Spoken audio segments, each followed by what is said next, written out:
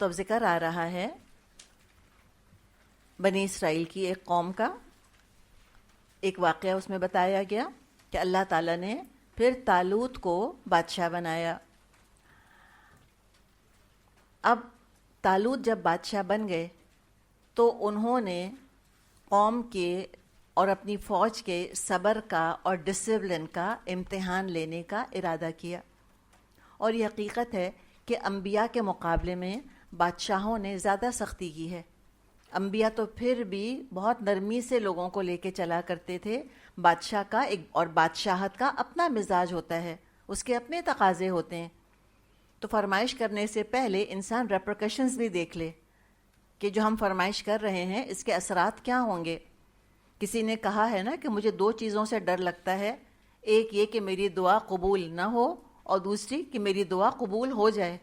بعض دفعہ دعا قبول ہوتی الٹے گلے پڑ جاتی ہے، جیسے کہ یہ انہوں نے جو دعا کی تھی کہ ہمیں بادشاہ چاہیے، الٹا ان کے گلے میں پڑ گیا آ کر۔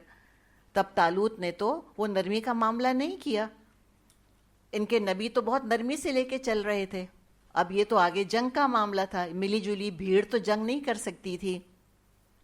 تب انہوں نے صبر کا اور نظم کا ٹیسٹ لیا۔ فلما فصل طالوت بالجنود، پھر جب طالوت لشکر لے کر چلا، قال، کہا طالوت نے، ان اللہ مبتلیکم بنہر، ایک دریا پر اللہ کی طرف سے تمہاری آزمائش ہونے والی ہے۔ فمن شرب منہ فلیس منی، جو اس کا پانی پیے گا وہ میرا ساتھی نہیں ہے۔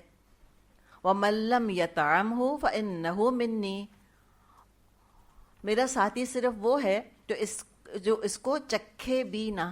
دیکھیں طعم عام طور پہ کھانے کے لیے کہتے ہیں، لیکن طعم چکھنے کے لیے بھی آتا ہے، ٹیسٹ کرنے کے لیے۔ تو 2 کیٹیگریز کیا ہو گئیں؟ ایک یہ کہ جس نے پی لیا پیٹ بھر کے وہ مجھ میں سے نہیں ہے، ایک کیٹیگری یہ ہو گئی۔ سیکنڈ کیٹیگری کیا؟ جو بالکل نہیں پیے گا وہ مجھ میں سے ہے، فإنہ منی، وہ میرا مقرب ہے، وہ میرا بڑا قریبی ہے۔ اور ایک تھرڈ کیٹیگری کیا ہے؟ الا من اغترف غرفۃ بیدی، ہاں کوئی ایک آدھ چلو پی لے تو پی لے، تھوڑا بہت پی لے تو پی لے، بس۔ ابھی انہوں نے ٹیسٹ لیا۔ اب آپ امیجن کریں کہ پانی پینے کی ضرورت کس کو پیش آئی ہوگی؟ آپ پورا امیجن کر سکتی ہیں، فوج نکلی ہے، اب ان کو پیاس لگ رہی ہے، پانی ان کے پاس ختم ہو چکا ہے، آگے فریش واٹر کوئی ان کو سپرنگ نظر آ رہا ہے، کوئی دریا، کوئی لیک ہے، اور وہاں پر ان کے کمانڈر نے روک دیا کہ نہیں پی سکتے۔ تو کتنے ہوں گے جو کہیں گے کہ ہاں، جو کردار سامنے ان کا آیا، تو ان سے توقع کیا تھی کہ یہ ایسے فرما بردار ہیں۔ دیکھیں ہم نے بات کی تھی نا کہ فی سبیل اللہ بہت بڑا دعویٰ ہے، اور اپنا عمل، اپنا کردار پھر گواہی دیتا ہے کہ فی سبیل اللہ کا دعویٰ جو کیا تھا وہ جھوٹ تھا کہ سچ تھا، کیا تھا وہ، اپنا رویہ بتائے گا۔ تو یہاں تو پتہ چل گیا، سارے کردار کا پول کھل گیا۔ فَشَرِبُوا مِنْهُ إِلَّا قَلِيلًا مِّنْهُمْ، لیکن ایک گروہ قلیل کے سوا وہ سب اس دریا سے سیراب ہو گئے، سب نے خوب پیٹ بھر کے پانی پی لیا، نہیں بات مانی لیڈر کی۔ اب چلے سارے کے سارے چلے۔ فَلَمَّا جَاوَزَهُ هُوَ وَالَّذِينَ آمَنُوا مَعَهُ، پھر جب طالوت اور اس کے ساتھی مسلمان دریا پار کر کے آگے بڑھ گئے، قالوا، انہوں نے کہا، لا طاقت لنا اليوم بجالوت وجنودی، آج ہم میں جالوت اور اس کے لشکروں کا مقابلہ کرنے کی طاقت نہیں ہے۔ تو بات کیا ہے کہ جو فرما بردار نہیں ہوتے وہ وقت پڑنے پر وفادار بھی نہیں ہوتے، ان کے اندر بہادری نہیں ہوتی، سیلف کنٹرول جس میں نہیں ہوگا اس میں کہاں سے آئے گی بریوری؟ اور سیلف کنٹرول صبر سے آتا ہے، اور صبر سے بہادری آتی ہے۔ تو ہے ہی نہیں سیلف کنٹرول، اپنی خواہشات کے بس قابو میں ہیں، ان کی خواہشات کے بس میں ہیں، اور خواہشات کے ذریعے ہی تو شیطان کمزوریاں پیدا کرتا ہے۔ تو کہاں سے آئے گا ڈسپلن، کہاں سے آئے گا صبر؟ اور صبر نہیں، ڈسپلن نہیں، تو پھر للہیت کہاں سے آئی؟ تو انہوں نے تو کہا کہ نہیں بھائی، ہم تو آج نہیں لڑ سکتے جالوت سے اور اس کے لشکروں سے۔ اب اس لشکر میں اچھے لوگ بھی تھے۔ قال الذین یظنون انہم ملاقو اللہ، لیکن جو لوگ سمجھتے تھے کہ ان کو اللہ سے ملنا ہے، اللہ کا احساس تھا، اللہ سے ملاقات کا عقیدہ کمزور تھا. یہ ہے نا للہیت، یہ ہے اللہ والے، یعنی کہ سارے کے سارے ایسے نہیں تھے، کمزور عقیدے کے یا کمزور ارادے والے نہیں تھے. دراصل اس میں اچھے لوگ بھی تھے. اس سے پھر کیا پتہ چلا کہ کمزور عقیدہ کمزور ارادہ. سمپل. پختہ عقیدہ پختہ ارادہ. کم ہیل کم سٹارم کر کے چھوڑنا ہے یہ کام جو ہم نے اللہ کا نام لے کے شروع کیا. یہ کمزور عقیدے والے نہیں کر سکتے. جس کا عقیدہ کمزور ہوگا وہ ہر چھوٹی بڑی بات پر چھوڑ کر بیٹھ جائے گا کہ ہم سے نہیں ہوتا، انہوں نے کہا ہم سے نہیں لڑا جاتا. تو اللہ سے ملاقات کا عقیدہ کمزور پڑے گا، حق پر صبر نہیں کر سکیں گے. میجورٹی انڈسپلن تھی. تو پتہ چلا کہ مسئلہ نبی کا، بادشاہ کا، خلیفہ کا نہیں تھا، ان کی اپنی کمزوریاں تھیں، کانفلکٹ کے وقت نمایاں ہو گئیں. ایکچولی امتحان میں پڑھ کر ہی ظاہر ہوتا ہے نا کون کتنے پانی میں. صرف نعروں کی بلندی سے اور جذبات کی گرمی سے تو کبھی مقصد حاصل نہیں ہوتا. نہ صرف رونے سے مقصد حاصل ہوتا ہے، اس کے لیے خاص پختہ کردار چاہیے. تو یہ جو چند لوگ تھے یہاں پر اس لشکر میں، نبی اکرم صلی اللہ علیہ وسلم کے صحابہ میں سے تو 99% ایسے ہی تھے. آپ کے صحابہ صاحب ایسے ہی تھے، جمے ہوئے، ٹھکے ہوئے. یقین تھا ان کو اللہ سے ملاقات کرنی ہے. تو ان لوگوں نے جو کہ اللہ سے ملاقات کو حق سمجھتے تھے، انہوں نے حوصلہ افزائی کری باقی ساری فوج کی. کہا دیکھو کم من فئۃ قلیلۃ غلبت فئۃ کثیرۃ باذن اللہ واللہ مع الصابرین. انہوں نے کہا کہ بارہا ایسا ہوا ہے، ایک قلیل گروہ اللہ کے اذن سے ایک بڑے گروہ پر غالب آ گیا. اللہ صبر کرنے والوں کا ساتھی ہے. اور یہ ہوا ہے. صحابہ کی جو جماعت تھی، اور ہم نے 99% کیوں کہا، چلیں 1% منافق نکال دیں احد وغیرہ میں، باقیوں کو ہم دیکھیں کہ کیا جمے ہوئے آپ کے ساتھی تھے نبی اکرم صلی اللہ علیہ وسلم کے. ہمیشہ بدر میں دشمن زیادہ رہے، بدر ہو دشمن زیادہ تھے، مومن یعنی کہ مخالف فوج کم تھی. اسی طرح احد میں بھی دیکھ لیں، خندق میں دیکھ لیں، حنین میں دیکھ لیں، تبوک میں دیکھ لیں، یہی ہوا. فئۃ قلیلۃ غلبت فئۃ کثیرۃ باذن اللہ. اذن اللہ بھی دیکھیں ساتھ. پھر مومن دعویٰ نہیں کرتا کہ یہ میں نے اپنی قوت بازو سے اس چیز کو حاصل کر لیا ہے، کبھی نہیں دعویٰ کرتا. وہ یہ کہتا ہے اللہ کی طرف سے ہوا.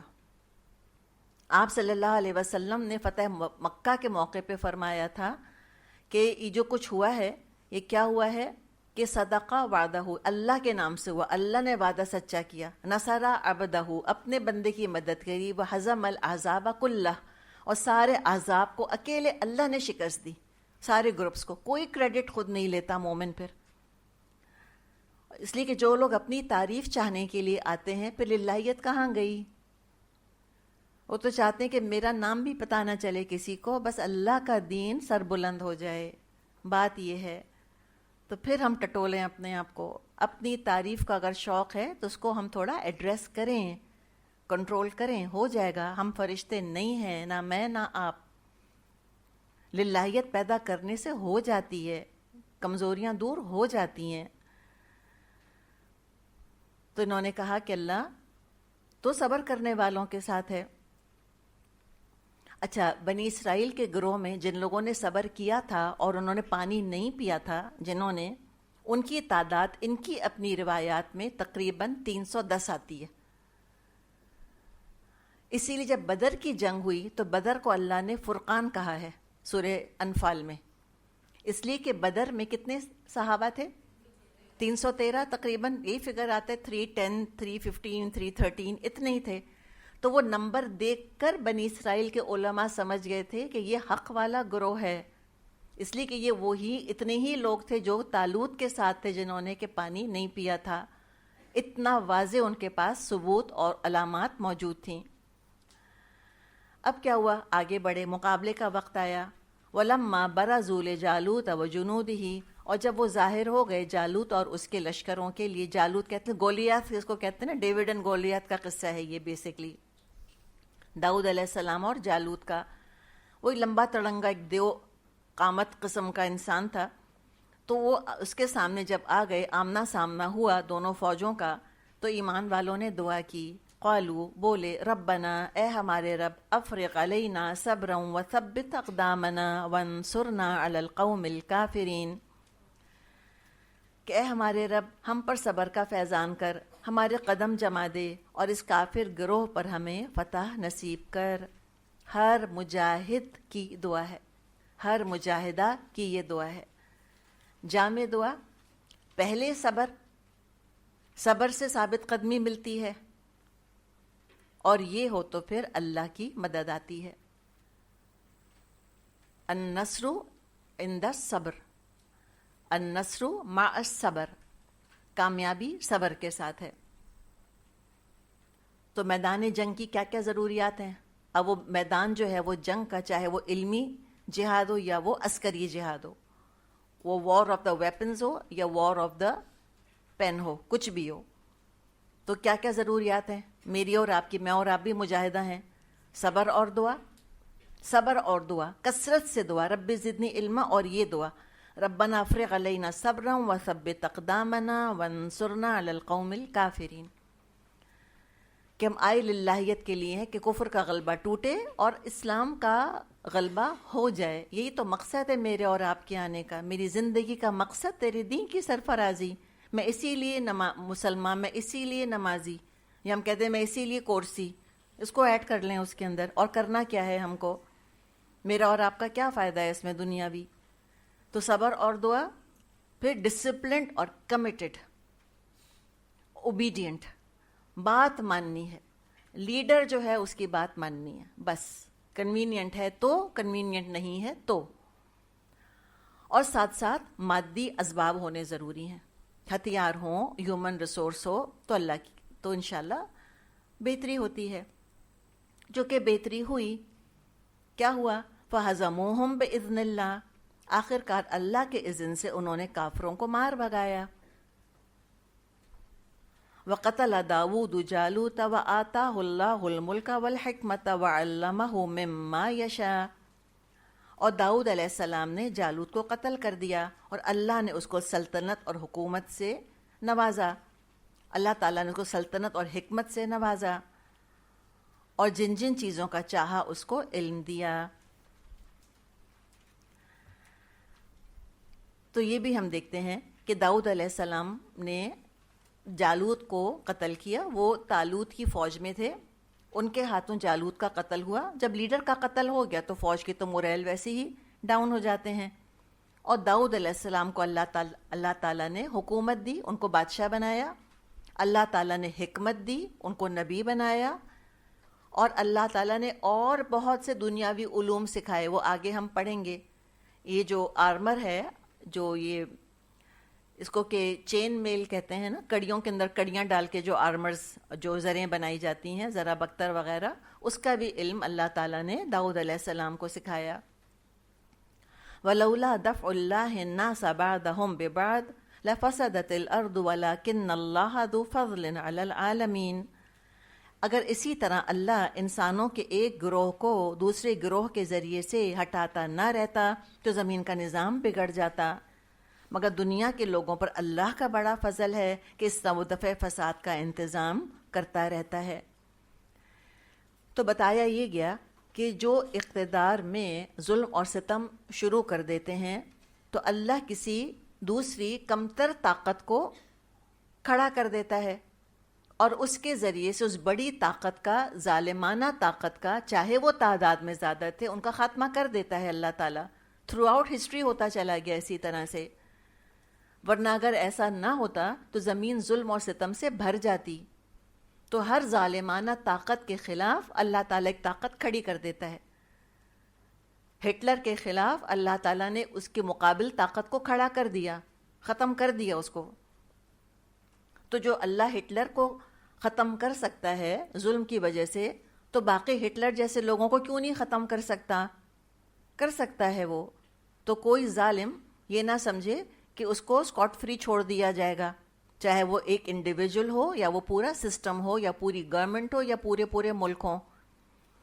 اللہ تعالیٰ کے لیے کچھ مشکل نہیں کہ اللہ تعالیٰ ان کو ایک چھوٹے گروہ کے ہاتھوں شکست دلوا دے اور ظلم کا خاتمہ کر دے۔